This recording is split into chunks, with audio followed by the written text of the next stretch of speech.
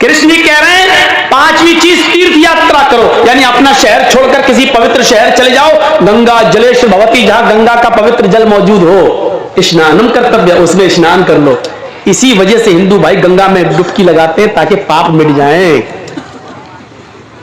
चाहे कितने गुनाहगार हो, डुबकी लगाओ, पाप धुल गए। डुबकी लगाने से गुनाह माफ होते और पाप मिटते, तो वो फिल्म न बनती, और वो फिल्म में ये गाना नहीं बनता। अगर ये गाने में थोड़ी बहुत भी झूठ होता तो सेंसर बोर्ड उस गाने को पास नहीं करता। वो गाना आज तक चलता है, राम तेरी गंगा मैली हो गई, पापियों के पाप धोते धोते। राम की गंगा भी कभी मैली हो सकती है? नहीं। मतलब कहने वाले का यह था कि जब ठेका ले लिया, चाहे कितने गुनाह करो, गंगा में डुबकी मारो, पाप मिट जाएंगे। तो गंगाओं में इतने पाप हैं, जो आया गुनाह करके वो डुबकी लगा रहा है, वो तो गुनाह से मिट गया, लेकिन वो गुनाह गंगा में इतने भर गए हैं, अब जो भी डुबकी लगाएगा उसके गुनाह मिटेंगे नहीं, बल्कि जो गंगा में पाप है वो चढ़ेंगे और उसके ऊपर। आज तक ये गाना चलता है, बजता है, और इसको कोई निकाल नहीं सका, जबकि केंद्र में सरकार भी तुम्हारी है, पक्के राम के मानने वाले भी हैं, और गृह मंत्री जी भी तुम्हारे हैं। सुप्रीम कोर्ट के जज जब उनके अंडर में हैं, तो फिल्म भी दुनिया से ये गाना निकालने में उनको टाइम ही कितना लगेगा, लेकिन आज तक नहीं निकाल सके, क्योंकि इसमें सच्चाई है, इसमें सच्चाई। तो पांच चीजें जो हमारे यहां वही तुम्हारे यहां, और तौहीद पूछो मत। यचित्यो नस्तस्मा देवी शोरीरिशा। कोई जवाब है इस मंत्र का? यजुर्वेद का मंत्र है। इन मंत्रों को मैंने अयोध्या में भी पढ़ा है, जबकि अयोध्या पंडितों के मामले में सबसे आगे है। और आप तो जानते हैं कि मेरी खास तौर पर मेरी तकरीर के मंत्रों को बड़े उछाल कर पेश किया जाता है, और मैं बोलता कुछ हूं और हेडिंग कुछ और बनाई जाती है। यूट्यूब जब आप खोलेंगे और मेरी तकरीर देखेंगे तो आप हेडिंग देखेंगे, मौलाना को मोदी ने दिया अवार्ड, लेकिन जिंदगी में हमने मोदी को ओरिजिनल में शक्ल तक नहीं देखी। ये झूठ से पैसा कमाने वाले यूट्यूबर आपको बहुत मिलेंगे, उसकी शक्ल रियल में नहीं देखी है, तस्वीरों में देखी, और अल्लाह करे कि ना देखूं रियल में।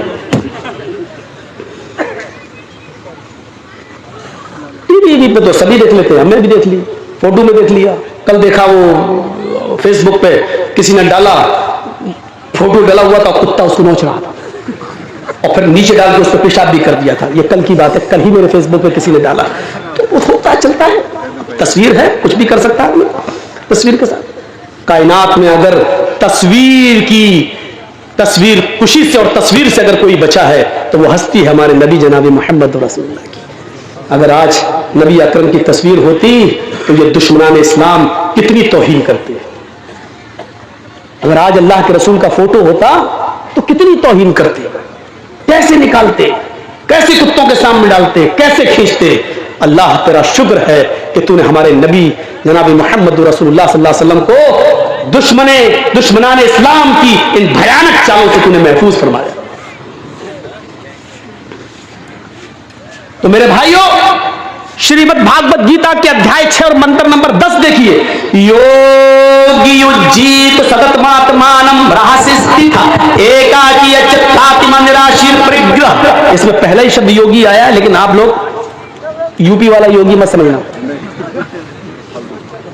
ये श्रीमद् भागवत गीता वाला योगी है, और यूपी वाला योगी नहीं है, ढोंगी है। दोनों में फर्क है। योगी युज्जीत सततमात्मानं रहस्य स्थिता।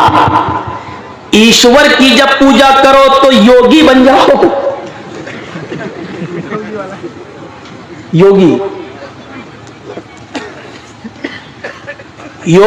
युज्जीत सततमात्मानं रहस्य स्थिता। ईश्वर की जब पूजा करो तो पूरे शरीर का योग करो, पूरे शरीर का योग सिर्फ नमाज में होता है। देख लीजिए आप करके। हिंदू धर्म में क्या होता है? मूर्ति के सामने खड़े हुए ओम नमः शिवाय, सिर्फ गर्दन का योग हो रहा है बस, पूरे शरीर का नहीं। पूरे शरीर का योग अगर देखना है तो आओ नमाज में। देखिए ये हाथ हिल रहे हैं, अल्लाह अकबर, ये हाथों की एक्सरसाइज, पॉजिटिव रेजिस दौड़ रहे हैं। फिर आपकी गर्दन सजदे की जगह पर, सर्वाइकल का सबसे बेहतर इलाज। लेकिन ऐसा ना हो, ऐसे करेंगे आप नमाज पढ़ना, घड़ी देखेंगे, इमाम साहब सूरह बकरा पढ़ना शुरू कर दिया, आप घड़ी कितनी लंबी सूरत पढ़ रहे हैं, तब नहीं। आप ऐसा अल्लाहु अकबर। अब देखिए आप नीचे सजदे की जगह पर आप रहिए, 1 मिनट खड़े रहिए, ये गर्दन की एक्सरसाइज, सर्वाइकल का बेहतरीन इलाज। आर्थो स्पेशलिस्ट से पूछिए जो हड्डी के डॉक्टर हैं, ये इलाज। अल्लाहु अकबर कहकर रुकू में जाइए, हड्डी, रीढ़ की हड्डी इतनी सीधी कर लो कमर कि पानी का भरा हुआ प्याला या बर्तन आपकी पीठ पर रखा जाए तो गिरे नहीं, इस पर रुकू होना चाहिए। पीठ बिल्कुल ऐसी सीधी, ये रीढ़ की हड्डी की एक्सरसाइज, कमर की एक्सरसाइज। फिर सजदे में जब जाइए तो ब्लड सर्कुलेशन आपके दिमाग तक, ब्रेन हेमरेज नहीं होगा उस आदमी को जो 5 वक्त की नमाज पढ़ता है। क्यों? क्योंकि 5 वक्त इंसान जब सजदा करेगा तो सजदा एक ऐसी जगह, आप खड़े हैं, सर्कुलेशन ब्लड का दिमाग तक नहीं जा पा रहा है, या जो स्पीड आपके दिमाग को खून की चाहिए, खून की जो रगे हैं दिमाग की, वहां जो खून पहुंचना चाहिए जितना, हालत स्टैंडिंग में खड़े होने की हालत में नहीं पहुंच रहा। जब आप सजदा कर रहे हैं तो ब्लड का सर्कुलेशन आपकी दिमाग की नसों तक पहुंच रहा है। ये ब्रेन हेमरेज से आपको बचाता है और आपके दिमाग और भूल चूक की बीमारी से आपको दूर रखता है। ये पूरे शरीर का एक्सरसाइज सिर्फ नमाज के अंदर। योगी उज्जीत सतत महात्मानम है अर्जुन, जब ईश्वर की पूजा करो तो पूरे शरीर का योग कर लो, पूरे शरीर की एक्सरसाइज कर लो, सतत महात्मानम, और इसको हमेशा पकड़े रहो, कभी मत छोड़ो, राह से स्थित। अगर एक भी टाइम छोड़ दिया तो तुम स्थित न रहोगे, कायम न रहोगे, धर्म पर जमे नहीं रहोगे। मन तरक सलात मुरामिदन फकद कफर, अगर कसदत जानबूझकर नमाज छोड़ी जिसने उसने कुफ्र किया। एकाकी हाय अर्जुन, जब ईश्वर की पूजा के लिए खड़े हो तो एक ईश्वर के सामने खड़े हो जाओ, एकाकी एक अल्लाह के सामने खड़े हो जाओ। यज्ञात्मा, और अपनी आत्मा को उसी की तरफ लगा दो, पूरा दिमाग उसी की तरफ लगा दो। देखिए अल्लाहु अकबर, पूरा दिमाग वही लगना चाहिए, ऐसे ऐसे नहीं। यच्चत्तात्मा, अपनी आत्मा को उसी की तरफ लगा दो। यच्चत्तात्मा, निराशीर, सबसे निराश हो जाओ, सबसे नाउम्मीद हो जाओ, लेकिन ऊपर वाले से निराश मत होना, क्योंकि उसी के सामने खड़े हो, वो तुम्हें सब कुछ देगा, परिग्रह वही तुम्हें देगा, वही तुम्हारी झोली भरने वाला है। सबसे निराश हो जाना, लेकिन उससे नहीं। हृदय नमः, जब खड़े हो तो अपने हृदय सीने पे हाथ रख लेना। हिंदू भाइयों रख लेते हैं, आपने देखा होगा ना, हृदय ये सीने पे हाथ रखते हैं, ओम भूर्भुवः स्वः, सीने पे। हम लोग भी सीने पे रखते हैं, बहुत से लोग नमाज पढ़ते हैं तो नीचे भी रखते हैं, अपना अपना है, कर रहे हैं। ये दौर नहीं है किसी के खिलाफ बोलने का। इस वक्त हमें और आपको सबको एक प्लेटफार्म पे आने की जरूरत है। ये मौका नहीं है मसलकों के झगड़े में उलझने का, बहुत लड़ चुके हैं हम और आप। अब अल्लाह के वास्ते प्लेटफार्म पे आ जाइए। अपने आपसी झगड़े छोड़कर, यूपी में फार्मूला इस्तेमाल किया जा रहा है, मुसलमानों को आपस में लड़ाया जाए। अल्लाह करे कि यूपी वालों को बंगाल वालों की तरह अकल आ जाए। अल्लाह करे कि यूपी वालों को बंगाल वालों से इबरत मिल जाए और बंगालियों से कुछ सीख कर एक प्लेटफार्म पे आ जाएं। अगर वहां एक हो गए तो इंशाअल्लाह सेकुलर पार्टी आ सकती है। और अगर हम बट गए तो मैंने कभी कहा था कि तुम तो राजा नहीं बन सकते हो, मुसलमानों तुम तो राजा नहीं बन सकते हो, लेकिन हकीकत यह भी है कि तुम्हारे बिना कोई दूसरा भी राजा नहीं बन सकता है। अगर तुम अपनी ताकत को पहचान लो तो, तुम अपनी ताकत को पहचान लो तो। वहां बांटने की कोशिश की जा रही है। बंटवारा किया जा रहा है, मसलकों पे भी बांटने की कोशिश की जा रही है। अल्लाह ताला हम तमाम मुसलमान भाइयों को एक प्लेटफॉर्म पर कायम फरमा दे। इस वक्त इस दुआ की जरूरत है। तो कोई ऊपर बांधता है, कोई नीचे बांधता है, लेकिन हृदय, कृष्ण जी क्या कहते हैं, सीने पे हाथ रख लो, नमा, सर सजदे की जगह पे झुका लो, नमा, सर नीचे झुका लो, हृदय नमा। और उसके बाद क्या पढ़ो, महिदेवस्य सवितु परिष्टुति वसुर्दयमाना नए सुपथराय आसमान। मंत्र भी देखिए, अपने हाथों को सीने पे रख लो, हिंदू ऐसे रखता है, हम लोग ऐसे रख लेते हैं। नमा, अपनी आंखों को सजदे की जगह पर नीचे झुका लो। उसके बाद ये मंत्र पढ़ो, मही देवस्य, मही महान है, देवस्य हमारा देवता, महान है हमारा वो देवता, सवितु जिसके लिए सारी की सारी, सवितु सब, परिष्टुति प्रशंसा है, तारीफ है, महान है हमारा वो देवता जिसके लिए सारी की सारी तारीफ है। हम लोग क्या पढ़ते हैं, अल्हम्दुलिल्लाहि रब्बिल आलमीन, तमाम तारीफें उस अल्लाह के लिए जो दोनों जहान का पालने वाला है। देख रहे हैं आप, मंत्र को देखिए और कुरान की आयत देखिए, दिल से ये शेर निकलता है, कौन कहता है हम तुम में जुदाई होगी, कौन कहता है हम तुम में जुदाई होगी, ये हवाई तो किसी दुश्मन ने उड़ाई होगी। हिंदू भाइयों, इस्लाम के अध्ययन करो, इस्लाम की शीतल छाया में आओ। जैसे हमने तुम्हारी किताबें पढ़ी, तुम हमारे कुरान को पढ़ो, नबी के फरमान को पढ़ो, तुम्हें बहुत कुछ सीखने को मिलेगा। कौन कहता है हम तुम में जुदाई होगी, ये हवा तो किसी दुश्मन ने उड़ाई होगी। हाँ, हम थोड़ा सा ये चेंजिंग करके ये कह सकते हैं, अगर वो शायर जिंदा होता तो मौजरत चाह लेते, क्षमा मांग लेते, उसके शेर में थोड़ी सी चेंजिंग करता हूं। कौन कहता है हम तुम में जुदाई होगी, ये हवा तो योगी और मोदी ने उड़ाई होगी। यही लोग तो चाहते हैं कि हम लोग एक ना हो। हम और आप एक हैं, भाषाएं बदली हुई हैं, लेकिन शिक्षा एक है। कृष्ण जी अर्जुन से कह रहे हैं, उसके बाद ये मंत्र पढ़ो, वसुर दयामाना, वो बड़ा कृपालु और दयावान है। हम क्या पढ़ते हैं, अर्रहमान अर्रहीम, वो बड़ा मेहरबान इंतहाई रहम करने वाला है।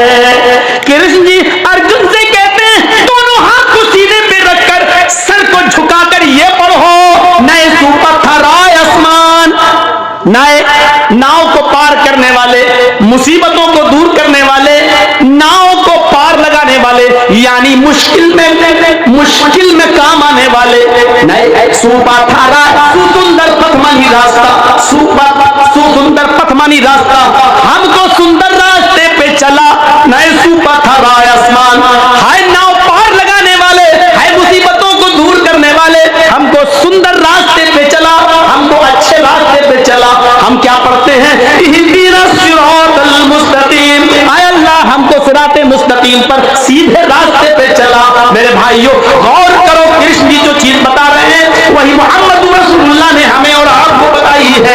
इसके बाद कृष्ण जी क्या कहते हैं, पंचम समय कर्तव्य, हाय अर्जुन ये पूजा, ये साष्टांग, ये योग, ये नमाज तुम 5 बार पढ़ा करो दिन भर में। पंचम समय कर्तव्य 5 बार किया करो। हम स्वयं कर्तव्य, मैं खुद 5 बार करता हूं, मैं खुद 5 बार करता हूं। मिर्गाचर्म, अगर पवित्र धरती न मिले, जमीन पाक न हो, तो उस पाक जमीन नापाक जमीन हो, जमीन पवित्र न हो, धरती पवित्र न हो, तो मिर्गाचर्म, मिर्ग मानी हिरन और चर्म मानी चमड़ा, हिरन के चमड़े को बिछा लो, हिरन की खाल को जाए नमाज बना लो और उसके ऊपर ये साष्टांग करो, उस पर ये पूजा करो, उस पर ये योग कर लो, यानी जमीन पाक होनी चाहिए। और अगर पाक ना हो तो हिरन की खाल बिछा कर नमाज पढ़ लो। इससे ज्यादा और क्या हो सकता है? ये इस्लाम है। और इसीलिए कहा, जो इस्लाम को छोड़कर कोई दूसरा रास्ता क्या करेगा जाएगा, वो कबूल नहीं किया जाएगा। दूसरी चीज बताई, वो अन्ना मोहम्मद रसूलुल्लाह, मोहम्मद अल्लाह के रसूल है। तौहीद के साथ दीन रिसालत भी जरूरी है। आइए जरा मोहम्मद रसूलुल्लाह को देखें, हिंदू धर्म की किताबों में, अपने भाइयों की किताबों में हम तलाश करें। पहले एक जहन बना लीजिए, दुनिया में जितने भी धर्म हैं, इंपॉर्टेंट चीज, जितने भी दुनिया में धर्म हैं, उन धर्मों के अंदर उस धर्म के महान पुरुष को महान पुरुष नहीं रहने दिया है, इंसानियत से निकालकर भगवान का दर्जा दे दिया है। आइए देखते हैं।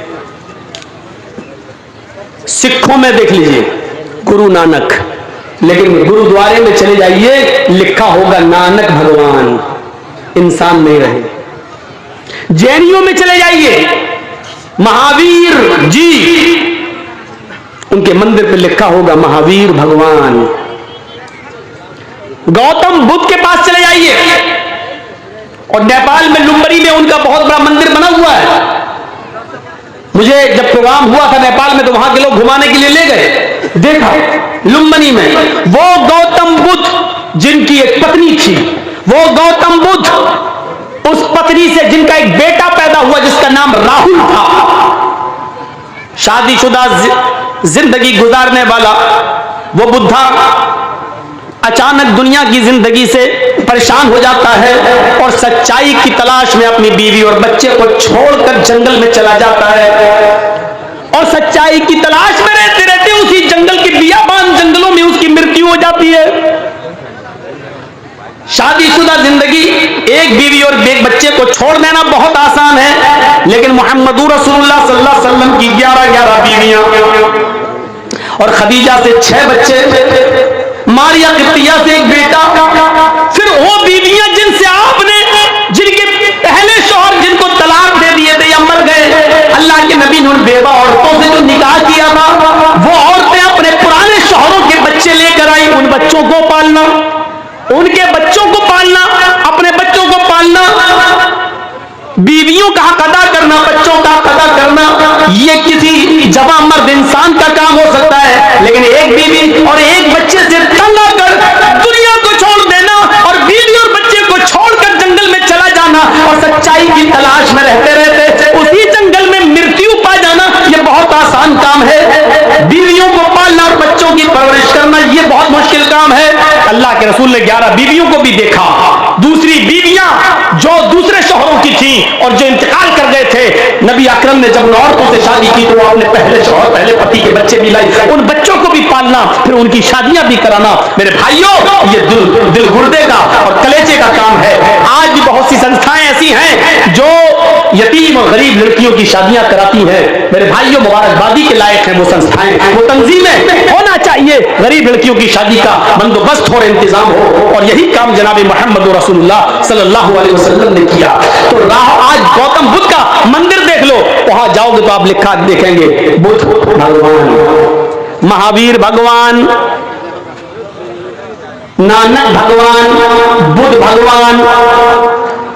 ईसाइयों में चले जाओ, ईसा अलैहिस्सलातु वस्सलाम जो अल्लाह के नबी थे, ईसाइयों ने उनको भी बंदगी से निकाल दिया, सन ऑफ गॉड कह दिया, अल्लाह का बेटा।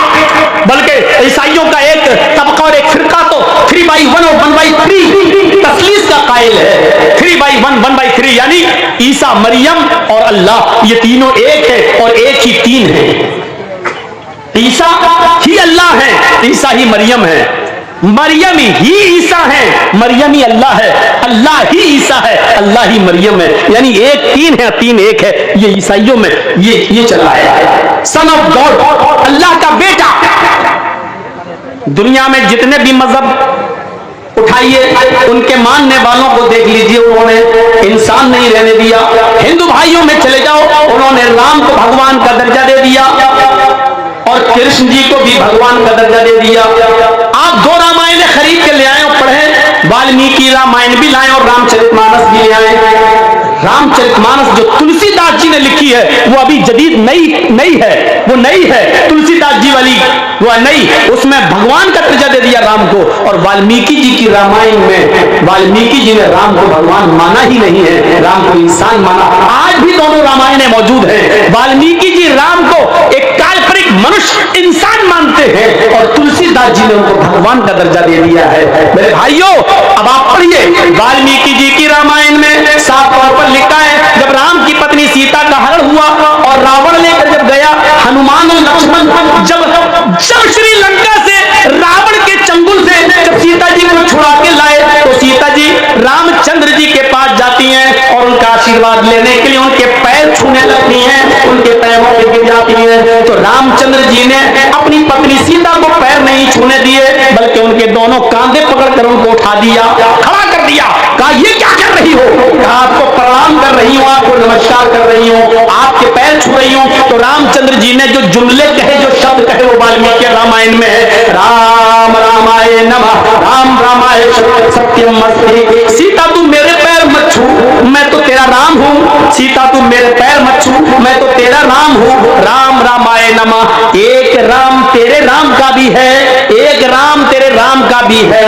राम रामाय नमः, सीता तू उसके सामने सर झुका जो तेरे राम का राम है, यानी एक अल्लाह के सामने सर झुका।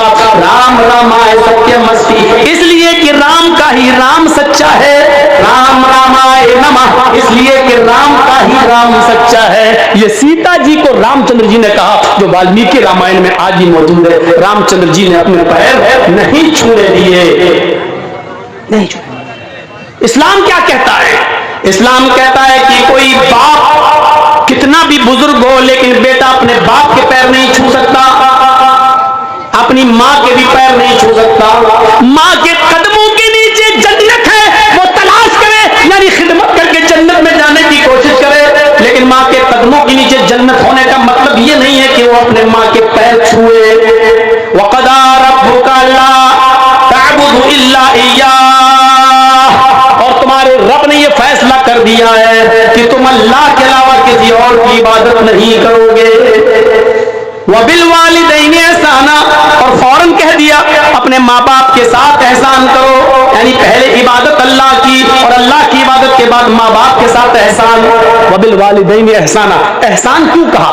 एहसान में हर नेकी शामिल है। बाप के पैर में दर्द हो रहा है तो उसका पैर दबाना एहसान है। अगर बाप के सर में दर्द हो रहा है तो उसका सर दबाना एहसान है। बाप बिस्तर पर लेटा हुआ है, चाहता है कि बेटे लेटे लेटे बोर हो गया हूं, जरा घर के बाहर मुझे टहला दो, घर के बाहर जरा मुझे हवा खिला दो। तो बेटे की जिम्मेदारी है अपनी पीठ के ऊपर लाद कर अपने बाप को घर के बाहर का चक्कर लगवाए, घुमाए। बाप बीमार है तो उसका इलाज कराए, यह एहसान है। एहसान हर उस नेकी को कहा जाता है जो माँ बाप को जिस नेकी की जरूरत है, माँ बाप को जिस चीज की जरूरत है, उस चीज को पूरा कर देने का नाम एहसान है। इसलिए अल्लाह ने यह नहीं कहा कि अपने माँ बाप के पैर दबाओ, ये नहीं कहा कि अपने माँ बाप की खिदमत करो, बल्कि ये कहा वबिल वालिदैनि एहसाना, तुम्हारे बाप को जिस चीज की जरूरत है वो जरूरत उसकी पूरी करो, ये एहसान है। ये एहसान है। इम्मा यबलुगन्ना इंदकल किबरा अहदुहुमा व किलाहुमा फला तकुल लहुमा उफ़ वला तनहरहुमा, जब उन दोनों में से कोई एक या वो दोनों तुम्हारी जिंदगी में बुढ़ापे को पहुंच जाए तो तुम उनसे उफ़ भी मत करो, तू भी मत करो, ये भी नहीं कर सकते। मसलन मेरे बाप बीमार हैं, बिस्तर पर लेटे हैं और मैं कंप्यूटर पर काम कर रहा हूं, बहुत जरूरी इंपॉर्टेंट बिजनेस का काम, और बाप लेटे हैं, बेटा जी अब्बू एक गिलास पानी ला दो। कंप्यूटर बंद किया और गए, पानी ला के दे दिया। अल्लाह की कसम सवाब नहीं मिलेगा। क्यों? तो मैं ये तुम्हारे मुंह से जो निकल गया, यानी बाप ने पानी मांगा और तुम कंप्यूटर पे कोई इमरजेंसी काम कर रहे हो, अचानक बेटा जी एक गिलास पानी ला दो।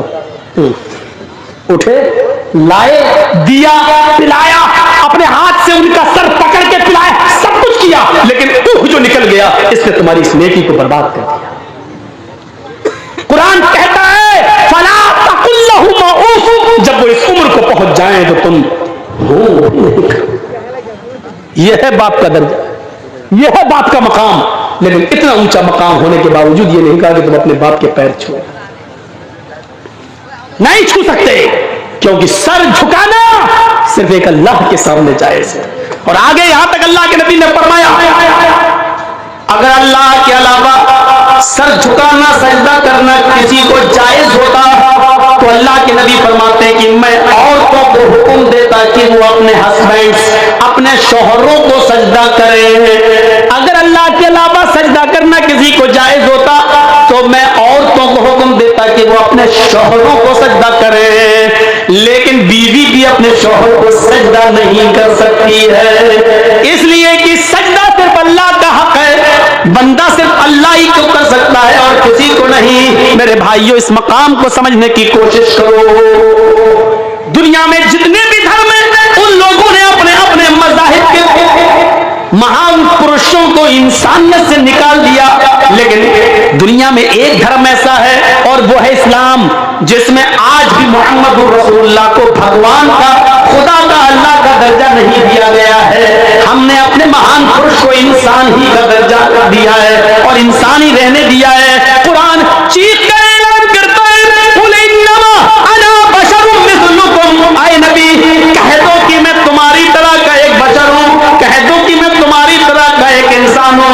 तुम चलते फिरते हो, मैं भी चलता फिरता हूं, तुम उठते बैठते हो, मैं भी उठता बैठता हूं, तुम शादी ब्याह करते हो, मैंने भी शादी ब्याह की है, तुम्हारे माँ बाप दादा परदादा थे, हमारे भी माँ बाप दादा परदादा थे, तुम्हें बच्चे थे, तुम्हारे बच्चे, तुम मेरे भी बच्चे थे, तुम्हें बुखार आता है, सर में दर्द होता है, दुख और गम पहुंचता है, मुझे भी बुखार आता है, सर में दर्द होता है, दुख और दर्द हमें भी पहुंचता है, खुशी हमें भी पहुंचती है। हाँ, फर्क इतना है हम में और तुम में, हमारे पास जिब्राइल कुरान लेकर आते हैं और तुम्हारे पास नहीं आते हैं। अल्लाह की तरफ से मेरे पास पैगाम आता है और तुम्हारे पास नहीं आता है। बस यही मकाम मेरा बड़ा है कि अल्लाह ने मुझे नबी बनाया है और तुम्हें नबी नहीं बनाया, अल्लाह ने तुम्हें पैगंबर नहीं बनाया और मुझे पैगंबर बनाया है, मुझे कुरान उतारा और उस कुरान को लोगों तक पहुंचाने का हुक्म दिया है। इस मकाम ने, इस मर्तबे ने मुझे बहुत बुलंद कर दिया है। इंसानियत में कोई फर्क नहीं है। मेरे भाइयों, गौर करिए, एक शख्स अल्लाह के नबी सल्लल्लाहु अलैहि वसल्लम के पास आता है, एक शख्स अल्लाह दूर देहात का रहने वाला अल्लाह के नबी के पास आया, लोगों ने उसको भेजा कि जाओ अपने गांव में ये परेशानी है, अल्लाह के नबी से बयान करो, अल्लाह के नबी हमारी परेशानी को दूर करेंगे। वो अल्लाह के रसूल के पास आता है, अल्लाह के नबी को देखता है तो ऐसे कह नहीं पा रहा है, वो हमारे गांव में आवाज नहीं निकल रही, जैसे अचानक मोदी जी के सामने कोई खड़ा हो जाए तो जी आवाज नहीं निकलेगी, डीएम के सामने खड़े आवाज नहीं निकलती। ऐसे ही वो साहबी अल्लाह के रसूल के पास आए, जी वो क्या, हाँ बोलो क्या परेशानी है? जी वो मेरे गांव में जी वो डर रहे हैं, कांप रहे हैं, इतना रौब, इतना दबदबा नबी के चेहरे पर कि वो कांप रहे हैं। अल्लाह के रसूल सल्लल्लाहु अलैहि वसल्लम खड़े होते हैं, मिसाल देखिए, देखा कि ये बोल नहीं पा रहे, ये हमसे डर रहे हैं, तो अल्लाह के रसूल ने उनके दोनों कांधों को पकड़ा और पकड़ के हिलाया, अपने सीने से लगाया और कहा कि बोलो क्या बात है? इन्नी लस्तु बिमलक, मैं कोई बादशाह थोड़ी हूं, अना इब्नु इमरातिन ताकुलुल कदीर। अबू दाऊद की हदीस के अल्फाज देखिए, इन्नी लस्तु बिमलक, क्यों डरते हो मुझसे? मैं कोई बादशाह थोड़ी हूं, मैं बादशाह थोड़ी हूं। अना इब्नु इमरातिन ताकुलुल कदीर, अरे मैं भी तो ऐसी मां का बेटा हूं, मुझे भी तो उस मां ने अपने पेट से बाहर निकाला, मुझे भी तो ऐसी मां ने अपने पेट से जना है जो गोश्त के सूखे टुकड़े खाती थी, ताकुलुल कदीर, जो सूखा गोश्त खाती थी। कदीर किसको कहते हैं आपको बता दूं, थोड़ी देर और बैठ जाइए, कीमती बात मैं बताने जा रहा हूं। ताकुलुल कदीर अरब में क्या होता था? गोश्त, ऊंट ज़िबा किया, ऊंट नहर किया तो 4-5 किलो गोश्त के टुकड़े ऐसी धूप में डाल देते थे लोग, धूप में, और नमक लगा के, साल्ट वगैरह लगा के ऐसे ही उसको खुश्क कर लेते थे और उसको अपने घर में रखते थे। 1 महीने बाद, 2 महीने बाद, 3 महीने के बाद गोश्त पकाने का दिल होता था तो उसी में से थोड़ा सा काटा और पका लिया, आधा किलो काटा और पका लिया, तो गोश्त के बड़े बड़े टुकड़ों को नमक लगाकर और धूप में सुखाया जाता था और ये गोश्त खिलाया जाता था, 6-6 महीने, 8-8 महीने चलता था। इसको बोलते कदीर अरबी जबान में। तो अनबनु इमरातिन ताकुलुल कदीर, मैं ऐसी मां का बेटा हूं जो गोश्त के सूखे टुकड़े खाती थी। ये कहकर आपने उसका डर दूर किया। क्यों डरते हो? बिल्कुल नहीं। उसने तब सोचा, हाँ अल्लाह के रसूल भी तो मेरी तरह एक इंसान है, एक माँ के बेटे हैं। फिर उसने अपनी बात रखी। ये था नबी अकरम सल्लल्लाहु अलैहि वसल्लम की सादगी, ये थी नबी अकरम सल्लल्लाहु अलैहि वसल्लम की संजीदगी कि आपने उसके दिल से डर को खत्म करने के लिए क्या कहा, मैं भी एक ऐसी माँ का बेटा हूं जिसको ताजा गोश्त भी खाने को नहीं मिलता था, गोश्त के सूखे टुकड़े खाती थी, मुझे भी उस माँ ने पैदा किया है। तुलसीदास जी ने संग्राम पुराण का हिंदी अनुवाद किया है आसान हिंदी में, उसमें तुलसीदास जी ने लिखा है, गौर कीजिएगा इन मंत्रों को जो मैं आपके सामने पढ़ रहा हूं। संग्राम पुराण के स्कंद 12 के अंदर तुलसीदास जी ने संस्कृत का हिंदी अनुवाद आसान हिंदी में यूं किया है, यहाँ पक्षपात कुछ न राखूं, वेद पुराण सत सत भाखूं, देश अरब भरग लता सहाय, सोतियल भरमगत सुनो घबराए, तब तक मद्दी कोया, बिना महामद पार न होया, राजनीति भव्य प्रीति दिखावे, आपन मत सबका समझावे, आपन मत सबका समझावे। अब एक एक चीज को देखिए, यहां पक्षपात कुछ न राखूं, तुलसीदास जी कहते हैं आज मैं किसी की तरफ नहीं बोलूंगा, जो सच है वही बताऊंगा, आज मैं किसी न हिंदू की तरफ न मुसलमान की तरफ, आज मैं किसी की तरफ नहीं बोलूंगा, जो सच सच है वही बताऊंगा। वे क्या यहाँ पक्षपात कुछ न राखूं, देश अरब भारत देश अरब भारत लता सहाय, अरब मुल्क, अरब का शहर सितारे चांद की मानिंद चमकेगा, सोतियल धर्म गत सुनो घबराए, उसके अंदर अनहोनी बातें, चमत्कार, मौजूदे दिखलाने वाली एक हस्ती पैदा होगी, मौजूदे दिखलाने वाली, चमत्कार दिखलाने वाली हस्ती पैदा होगी। राजनीति भव्य प्रीति दिखावे, वो राजनीति करेगा, सियासत करेगा, आपन मकसद का समझावे, नरमी की जगह नरमी करेगा और सख्ती की जगह सख्ती करेगा, नरमी भी करेगा और सख्ती की जगह सख्ती भी करेगा। अल्लाह के नबी ने नरमी भी की और सख्ती भी की, सख्ती की तो इतनी नरमी की, तो इतनी नरमी की कि आपने अपनी बेटी ज़ैनब के कातिल जिसने तीर मारा था हिमार इब्न असवद ने, और वो नबी अकरम की बेटी ज़ैनब के पेट में लगा था, ज़ैनब के पेट में बच्चा था, वो पेट फट जाता है और अल्लाह के नबी की बेटी ज़ैनब के पेट का बच्चा जमीन पर गिर जाता है। अल्लाह के नबी सल्लल्लाहु अलैहि वसल्लम को जब इस बात का पता चला पाए, हजरत ज़ैनब को उठाया मदीने ले गए, लेकिन बच्चा ज़ाय हो चुका था। ज़ैनब को जब होश आया और पता चला कि मेरे पेट का बच्चा ज़ाय हो गया, तो वो ज्यादा दिन जिंदा नहीं रह सकी और उसी सदमे में उनका इंतकाल हो जाता है। अल्लाह के नबी ने ज़ैनब को दफना दिया। 10 साल के बाद जब मक्का फतह होता है और मक्के में ये मुजरिम जिसने ज़ैनब को तीर मारा था 10 साल के बाद जब सामने आता है और माफी मांगता है कि अल्लाह के नबी मुझे माफ कर दीजिए, मैं भी आपकी बेटी ज़ैनब का कातिल हूं, तो अल्लाह के रसूल की आंखों में आंसू आ जाते हैं और कहते हैं, आए दुश्मन ज़ैनब, आए मेरी बेटी के कातिल, तूने मेरे उस फूल जैसी बेटी को जख्मी किया, उसका पेट फाड़ा, उसके पेट के बच्चे को जमीन पे गिराया, जिसका सदमा और रंज और गम ने मेरी बेटी को जिंदगी नहीं बख्शी, उसी रंज और गम में मेरी बेटी अल्लाह को प्यारी हो गई। दिल तो नहीं चाहता कि मैं तुझे छोड़ूं, लेकिन मैंने आज तक किसी से अपना जाती इंतकाम, जाती बदला नहीं लिया।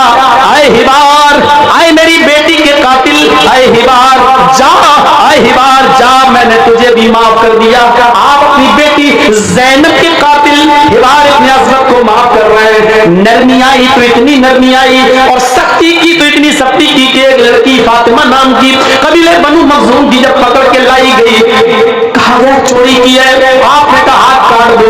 लोगों ने सिफारिशें की, बड़े अमीर घर की है, हाथ काटेंगे तो नाक कटेगी, आपने कहा हाथ काट दो। सिफारिशों पे सिफारिशें हुई कि नहीं नहीं अमीर घराने की है, इस्लाम बदनाम होगा, हम बदनाम होंगे।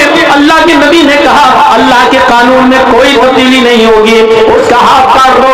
हाथ काट डाला गया, लोगों ने चिढ़ाया, देखो बड़े बड़े अमीर की लड़की के हाथ काट दिए जाते मोहम्मद की शरीयत में। तो अल्लाह के नबी ने उसका जवाब ये देते हुए दिया कि लौ अन्ना फातिमा बिन्त मुहम्मद सरक़त लक़तअतु यदहा, वो तो कबीले बनु मखज़ूम की लड़की फातिमा थी जिसने चोरी की हाथ काटा।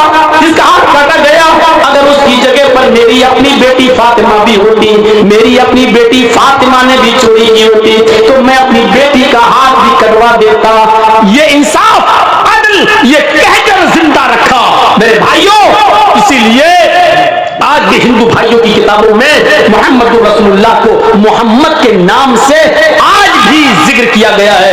इतने साल गुजर जाने के बाद भी लफ्ज मोहम्मद वो अपनी किताबों से हटा नहीं पाए। जब तक मद्दी कोया मद मानी मीठी कोया मानी आवाज, जब तक मीठी आवाज नहीं कुरान दुनिया में बाकी रहेगा।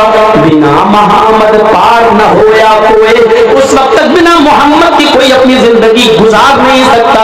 यानी कुरान पर अमल करना है तो मोहम्मद रसूलुल्लाह के तरीके पर चलना पड़ेगा। बिना मोहम्मद पार न होया तो उस वक्त तक कोई बिना मोहम्मद के पार नहीं होगा सल्लल्लाहु अलैहि वसल्लम। मोहम्मद नाम तो इतनी जगह वेदों में आया है कि आप दंग रह जाएंगे। अज्ञान हेतु किरत मोहम्मदाधिकारम नाशम विधायम हितदोदयते वेका। मोहम्मद नाम का एक अंतिम ऋषि आएगा।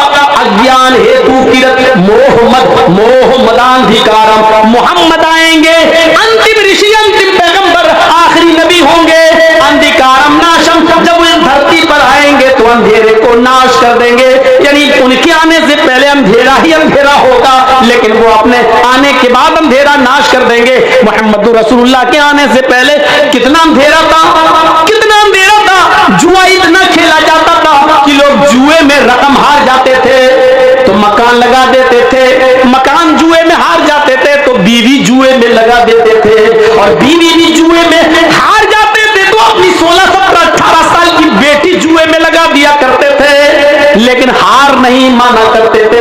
इतने जुआरी थे। और शराब का हाल यह था कि उनके घर में जब बच्चा पैदा होता था तो माँ उस बच्चे को खजूर नहीं खिलाती थी और अपने पिस्तान से नहीं लगाती थी। पैदा होने के बाद बच्चे के हलक में सबसे पहले जो चीज डाली जाती थी वो शराब का कतरा हुआ करता था। वो लोग फख्र करते थे कि आज हमारे घर में बच्चा पैदा हुआ, इससे सबसे पहले जो चीज थी वो शराब है। गौर करो, जब पैदा होते ही बच्चे को शराब पिलाई जाती हो तो वो अंजाम कार कैसा होगा, आगे चलकर वो लड़का क्या बनेगा। शराब इतनी पी जाती थी कि वो लोग जब खाना खाने के लिए दस्तरखान पर बैठते थे तो पानी की जगह पर शराब की बोतल रख लिया करते थे। जैसे हम लोग थम्स अप और पेप्सी की बोतल रख लेते हैं और खाना खाते खाते पानी की जगह थम्स अप और पेप्सी पीते जाते हैं, स्प्राइट पीते जाते हैं। अरब के लोग खाना खाते खाते उस खाने को हलक के नीचे उतारने के लिए शराब की घूंट पिया करते थे। मेरे भाइयों, शराब की ये लत थी जिसको कुरान करीम ने ये कहकर हराम करार दे दिया कि इन्नमल खम्रु वल मैसिरु वल अंसाबु वल अज़लामु रिज्सुम मिन अमल शैतान। आज के बाद ये शराब, ये जुआ, ये बुतों के खान और फाल के तीर, ये सब के सब रिज्सुम मिन अमल शैतान, हराम नहीं, शैतान की गंदगी है। रिज्सुम मिन अमल शैतान, शराब को शैतान की गंदगी कह दिया। हराम तो बहुत सी चीजें हैं, लेकिन शैतान की गंदगी। आप अपनी गंदगी खा सकते हैं क्या? लैट्रिन करके आप खाएंगे? कोई अक्लमंद ऐसा होगा जो जंगल में जाए और लैट्रिन करके खा ले? नहीं। अल्लाह ताला ने क्या कहा? हराम तो बहुत सी चीजें हैं, लेकिन शराब ये शैतान की लैट्रिन और शैतान की गंदगी है। रिज्सुम मिन अमल शैतान, जो शराब पीता है वो दर हकीकत शैतान का पैखाना खा रहा है, शैतान की लैट्रिन खा रहा है। इसको कुरान ने रिज्सुम मिन अमल शैतान कहा है, रिज्स कहा, रिज्स। अब जिसका जमीन गवारा करे वो खाए, वो पिए। तसव्वुर करो, अरब के अंदर इतना अंधेरा था, शराब वो खाने की जगह पर पिया करते थे, जुए में अपनी बेटी तक को हार जाया करते थे। उनके बाप जब मर जाते थे, सुनो, इतना अंधेरा कि बाप अगर मर गया और मां ज्यादा खूबसूरत है तो बेटा अपने घर से एक चादर उठाता और अपनी मां का हाथ पकड़कर उसको घर से बाहर निकालकर अपनी चादर मां के ऊपर डाल देता। ये इस बात का ऐलान होता कि आज के बाद ये मेरी मां नहीं है, मैंने अपना कपड़ा इसको पहना दिया है, अब ये मेरी बीवी बन गई। आज पूरे हिंदुस्तान में कितने मदरसे होंगे? आपके बिहार में कितने मदरसे होंगे और कितने मौलवी होंगे? सब मिलकर सिर्फ जहेज खत्म नहीं कर पा रहे हैं। और बताओ, बिहार में जहेज खत्म हो गया? जो शादी होती है क्या मोटरसाइकिल नहीं मांगी जाती है? क्या दहेज नहीं? इतने मौलवी, लाखों मौलवी, हजारों मदरसे, हजारों प्रचारक सब मिलकर एक गांव से जहेज की लानत नहीं मिटा पा रहे हैं। अल्लाह के रसूल अकेले तन्हे तन्हा, एक तरफ शराब है, दूसरी तरफ जुआ है, तीसरी तरफ बाप के मरने के बाद बेटा अपनी मां को अपनी बीवी बना रहा है, चौथी तरफ मां के पेट से, बीवी के पेट से अगर लड़की पैदा हो रही तो उसको जिंदा दफन किया जा रहा है, उसको कब्र खोद के जिंदा गाड़ा जा रहा है। अकेले एक नबी ने, अकेले एक मर्द ने, अकेले एक मुजाहिद ने, अकेले एक रसूल ने इन तमाम बुराइयों को खत्म करने के लिए कितनी मेहनत की होगी, पूरे मुआशरे से कैसे इन तमाम खुराफातों को पाक किया होगा। मेरे भाइयों, मुहम्मदुर रसूलुल्लाह के आने से पहले हाल तो यह था कि एक आदमी की बकरी दूसरे आदमी के खेत में चली गई। पढ़िए सीरत नबी अल्लामा इब्न हिशाम की। इस आदमी की बकरी उस आदमी के खेत में चली गई और थोड़ी सी घास खा ली। उस आदमी ने बकरी ले जाकर इससे कहा, बांध के नहीं रख पाता अपनी बकरी को, पकड़ अपनी बकरी, तेरी बकरी ने हमारे खेत में आकर घास खा ली। इस आदमी ने गुस्से में कहा, तो क्या हुआ, जानवरी तो है, चला गया तो क्या हुआ? उसने कहा, बजाय अपनी गलती मानने के अकड़ रहा है। बस इतनी सी बात पर जंग शुरू होती है और दोनों के कबीले आमने सामने आ जाते हैं। जानते हो ये जंग कितने साल चली? इतनी सी बात पर, तेरी बकरी मेरे खेत में क्यों आई, इतनी सी बात पर ये जंग चली तो 27 साल तक जंग चलती रही। कितने साल तक? 27 साल। 27 साल के बाद जब दोनों तरफ से मरने वालों की गिनती गिनी गई तो 27 साल में दोनों तरफ से मरने वालों की गिनती हो चुकी थी 40,000। 27 साल में दोनों तरफ से मरने वाले लोगों की गिनती हो चुकी थी 40,000। 40,000 लोग मर गए एक बकरी के घास खाने की वजह से, लेकिन अभी जंग बंद नहीं हुई। ऐसे माहौल में जनाब मोहम्मद रसूलुल्लाह और ऐसी खूनख्वार कौम को आपने कैसा बनाया कि जब इस्लाम आया, मोहम्मद रसूलुल्लाह ने भाई भाई की तालीम दी, तो ऐसा फिर माहौल आया कि एक जंग यरमूक के अंदर 3 सहाबी जख्मी हो गए और तीनों जंगल में लेटे हुए, खून गिर रहा, टपक रहा है उनके जिस्म से, पानी पानी चिल्ला रहे हैं। एक सहाबी पानी का प्याला लेकर गुजर रहे हैं, उन्होंने जख्मी को देखा, वो पानी पानी चिल्ला रहा है, जल्दी से उठाया और अपने मुसलमान भाई को पानी पिलाना चाहा, होठों तक ले जाते हैं कि दूसरी झाड़ी से आवाज आती है, काश कोई मुझे भी पानी पिला देता। तुम उसको पानी पिला रहे हो, 1-2 घूंट बच जाए तो मुझे दे देना, मुझे भी प्यास लग रही है। इस आदमी ने पानी का प्याला हटा दिया, कहा नहीं नहीं तुम मुझे मत पिलाओ, तो झाड़ी के अंदर जो आवाज आ रही है वो आदमी मुझसे ज्यादा प्यासा है। ये पानी लेकर उसके पास गया, उसको पिलाने लगा, अभी मुंह तक गया नहीं था कि तीसरा चीखता है, 1-2 घूंट बच जाए तो मुझे दे देना। ये दूसरे ने तीसरे की तरफ रिफर कर दिया, ये तीसरे के पास जाता है, उसने कहा जल्दी आओ मेरे भाई। जब तक ये बैठता है तब तक उसकी आखिरी सांस उखड़ जाती है। इसने अपनी गोद में लिया लेकिन धड़कनें बंद हो चुकी है, वो तो जा चुका है, दुनिया छोड़ चुका है। उसने उसको लिटाया, फिर लौट कर दूसरे के पास आया तो क्या देखता है कि दूसरा भी इस दुनिया को छोड़ चुका है। उसने सोचा पहले ही तो पानी पिला दूं, जाते शुरू किया। जब पहले के पास आता तो क्या देखता कि पहला भी आबे हयात से, हौज़े कौसर से अपनी प्यास बुझा चुका है। तीनों इतने प्यासे थे, लेकिन इतनी प्यास की वजह से भी मेरे भाइयों वो अपने दूसरे भाई के लिए रेफर कर रहे हैं, नहीं मुझसे ज्यादा वो प्यासा, पहले उसको पिलाओ।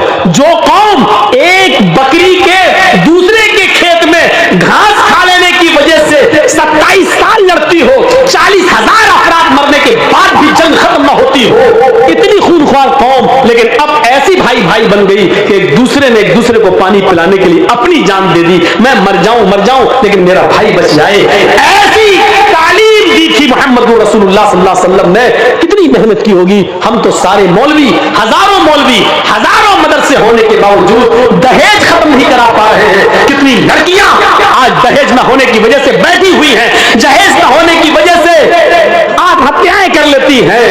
आयशा को याद करो, अहमदाबाद की साबरमती जेल में डुबकी लगाने वाली और कूद जाने वाली उस आयशा को याद करो। कलकत्ता उस लड़की को याद करो, सलीम की उस बेटी को, जिसपे हैदराबाद के अंदर बिना जहेज के शादी कर ले जाने वाले उस आदमी ने हैदराबाद के अंदर 20,000 रुपए में बेच दिया था। और वो लड़की दरिंदों का शिकार होकर पंखे पे लटक जाती है और फांसी के तख्ते पे लटकते हुए अपने बाप के नाम एक लेटर दे जाती है कि अब्बू, क्या मैं तुम्हारे ऊपर इतनी बोझल हो चुकी थी, इतनी भारी हो गई थी कि लड़के की हकीकत भी तलाश नहीं की आपने, और जिसने बगैर जहेज के शादी करना चाहा आपने फट से उसको मेरा हाथ पकड़ा दिया और आपने उसके माँ बाप का पता भी नहीं लगाया। मैं लुट चुकी हूं, मैं बर्बाद हो चुकी हूं। अब मैं अपनी असली शक्ल आपको, अपनी मां को, अपने भाइयों को नहीं दिखाना चाहती। हाँ, मेरी एक छोटी बहन जरूर है फातिमा, मैं उसको घर छोड़ कर आई हूं। आए अब्बू जान, उसके लिए एक नसीहत करती हूं आपको। ये जुमले सुनने के लायक हैं। उसने जो लेटर में लिखा था, और वो लेटर आज भी कलकत्ता में सलीम के पास मौजूद है। उस लेटर के जुमले ये थे, मेरे अब्बू, वो छोटी मेरी बहन फातिमा नाम की मेरी बहन है, अब्बू जान उसको छोड़ के आई हूं। ऐसा ना हो कि उसको भी ये दिन देखना पड़े जो आज मुझे देखना पड़ रहा है। हैदराबाद की होटल में 20,000 रुपए में मैं नीलाम कर दी गई और दरिंदों ने मेरी इज्जत व आबरू को छल्ली छल्ली कर दिया। मैं अब भाग कर आपको और अपनी माँ को और अपने भाइयों को अपना नापाक चेहरा दिखाने के लायक नहीं रही हूं, इसलिए मैंने मर जाना बेहतर समझा। हाँ अब्बू जान, मैं अपनी छोटी बहन फातिमा के लिए एक नसीहत कर रही हूं। उसके बड़ा होने से पहले आप इतना कमा लेना, आप इतनी मेहनत कर लेना, आप इतना जहेज इकट्ठा कर लेना कि जो कुत्ता जितनी हड्डियां मांगे उस कुत्ते के सामने उतनी हड्डियां डाल देना, ताकि मेरी बहन को वो दिन न देखना पड़े जो आज मुझे देखना पड़ रहा है। हैदराबाद में खुदकुशी करके मरने वाली कलकत्ता की उस जमीला ने दहेज मांगने वालों को कुत्ता कहा है और उस दहेज को हड्डी कहा है कि जो कुत्ता जितनी हड्डियां मांगे उस कुत्ते के सामने उतनी हड्डियां डाल देना। आज के जलसे के बाद देखेंगे कितने कुत्ते हैं और कितनी हड्डियों का मुतालबा करते हैं। आज के बाद जो भी दहेज मांगे समझ लेना वो कुत्ता है, और लड़की का बाप जिसको उसकी डिमांड के मुताबिक दे समझ लेना कि बाप उस कुत्ते के सामने हड्डियां डाल रहा है। कह दिया मैंने जो कहना था, चाहे अमीर की बेटी हो, चौधरी की हो, सरमायाकार की हो, एमएलए की हो, एमपी की हो, कोई भी हो, ये मेरी कुर्सी है, ये मेरी अमानत है, मैं इसमें खयानत नहीं करना चाहता। जो सच्चाई थी वो मैंने बयान कर दिया है। मेरे भाइयों, मुआशरे में इसको कौन समझेगा, कौन इससे इबरत हासिल करेगा?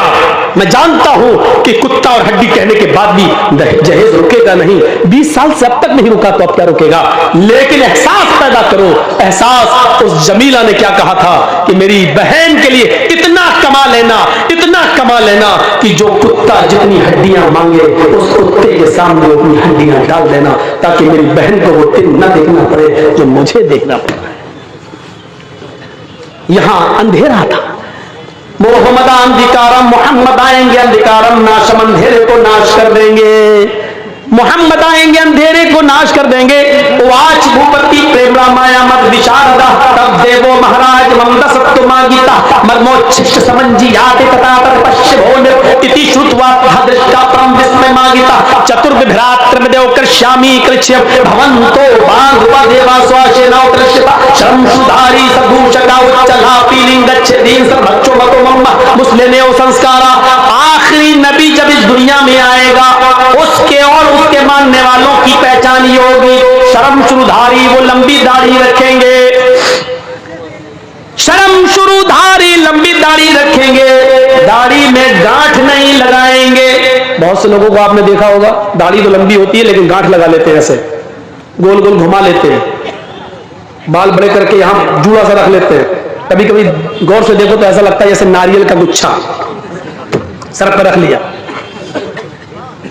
शर्म शुरूधारी लंबी दाढ़ी रखेंगे लेकिन गांठ नहीं लगाएंगे। सदूषका अपने सर के अगर पूरे बाल छिलाएंगे लेकिन टिक्की नहीं रखेंगे, चोटी। बहुत से हिंदू भाइयों को आपने देखा होगा पूरे बाल काट लेंगे, ये छोड़ देते हैं टिक्की। हिंदू भाई कहते हैं शंकर जी की टिक्की से गंगा जमुना निकली है। गंगा जमुना जो निकली है वो शंकर भगवान की जटा से निकली है, टिक्की से निकली है। कितना बदल गया है।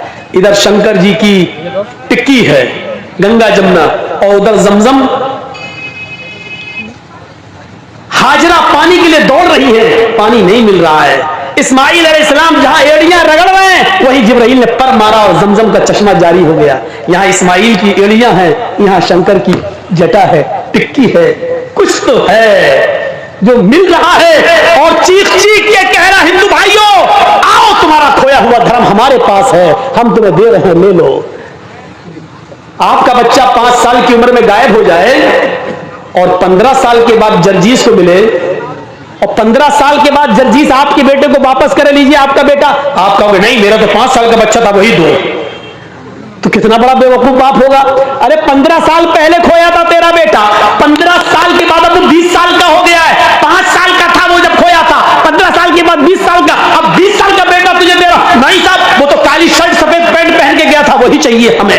वो तो 5 साल का था, वही चाहिए हमें। कितना बड़ा बेवकूफ होगा वो बाप जो 15 साल के बाद अपने बेटे को पहचान नहीं पा रहा है।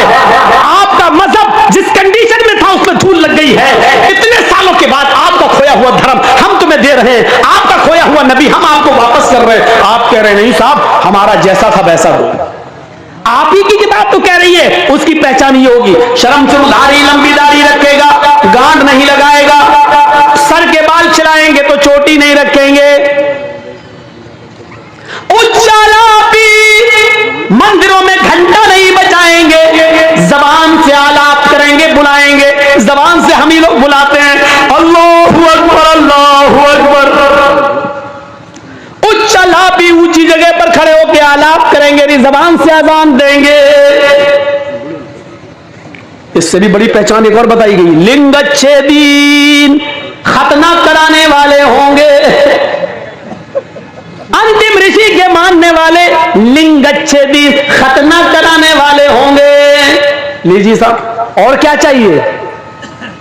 जब खतना तो यहूदी भी कराते हैं, ईसाई भी कराते हैं, लेकिन आपकी किताब तो कह रही अंतिम ऋषि, आखिरी नबी हो, उसके मानने वाले खतना कराएंगे। और अंतिम ऋषि कौन होगा?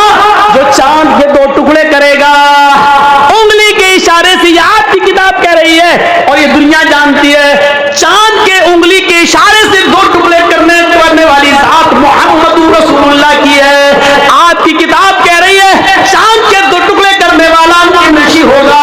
उसकी पहचान ये होगी, उसकी और उसके मानने वालों की, कि वो लंबी दाढ़ी रखेंगे, दाढ़ी में गांठ नहीं लगाएंगे, सर के बाल छिलाएंगे तो चोटी नहीं रखेंगे, ऊंचे स्वर में आलाप करेंगे, अर्थात अजान देंगे, लिंगच्छेदीन, खतना कराएंगे, सर्वभक्षो मतो मौला। और सबसे बड़ी एक पहचान ये होगी कि वो सर्वभक्ष होंगे, सब्जी भी खाएंगे और गोश्त भी खाएंगे। सर्वभक्ष, सब कुछ खाने वाले, सब्जी भी खाएंगे और गोश्त भी खाएंगे, लेकिन हर गोश्त नहीं खाएंगे। ये भी आपकी किताब कह रही है, हर गोश्त नहीं खाएंगे। बिना कौलन चपशे शाम, बिना कौल, बिना मंत्र के उनके यहाँ कोई जानवर हलाल नहीं होगा। वो जिस जानवर पर मंत्र कौल पढ़ेंगे, मंत्र पढ़ेंगे, यानी बिस्मिल्लाह अल्लाहु अकबर कहकर जिस जानवर पर छुरी चलाएंगे वही खाने योग्य होगा, वही खाएंगे। बिना कौलन चपशे शाम, वो बिना कौल बिना मंत्र के कोई भी जानवर हलाल नहीं करेंगे। सब कुछ खाएंगे, सब्जी भी और गोश्त भी, लेकिन हर जानवर नहीं खाएंगे, बल्कि मंत्र जिस जानवर पर पढ़ेंगे वही खाएंगे। और इनको क्या कहा जा रहा होगा? मुसलमान तो ही जाते हो द्यूदशा। दुनिया इनको मुसलमान के नाम से जान रही होगी। आज भी आपकी किताब में लिखा मुसलमान तो ही जातियो द्यूदशा, मुसलमान तो दुनिया इसको मुसलमान के नाम से जान रही होगी। भविष्य पुराण में आज भी लिखा हुआ है कि ये लोग मुसलमान कहलाएंगे। मैं समझता हूं इतनी बड़ी भविष्यवाणी के बाद अब कुछ नहीं रह जाता है। हमारे नबी ने चांद के 2 टुकड़े करे, चांद के 2 टुकड़े करने वाले का नाम मोहम्मद है। लंबी दाढ़ी रखने वाले मोहम्मद, दाढ़ी में गांठ न लगाने वाले मोहम्मद सल्लल्लाहु अलैहि वसल्लम, सर के बाल छिलाएंगे लेकिन चोटी नहीं रखेंगे, चोटी न रखने वाले मोहम्मद रसूलुल्लाह, खतना कराने वाले मुसलमान और मोहम्मद रसूलुल्लाह सल्लल्लाहु अलैहि वसल्लम, और सब कुछ खाने वाले, अजान देने वाले, ये सब कुछ, ये सारी खूबियां जो आपकी किताबों में हैं मोहम्मद रसूलुल्लाह के अंदर मौजूद थी। ये चीख चीख कर ये मंत्र कह रहे हैं कि इस्लाम ही सबका धर्म है, और जिसने इस्लाम को छोड़कर कोई दूसरा मजहब तलाश किया वो मजहब उसका कबूल नहीं किया जाएगा। ये 2 बीच में मैंने आपके सामने, वैसे तो अब मैं मंत्र पढ़ना छोड़ दिया, लेकिन लोगों ने कहा कि पहली बार हमारे यहाँ आए हो, मौलाना मंत्र पढ़िए, तो आज मैंने दिल खोल के मंत्र पढ़ दिए हैं। अल्लाह से हम दुआ करते हैं कि बारे अल्लाह हमारी खताओं को माफ फरमा दे, गुनाहों को बख्श दे, हमारे हिंदू भाइयों को भी मोहम्मद रसूलुल्लाह की तालीमात को समझने की तौफीक अता फरमा।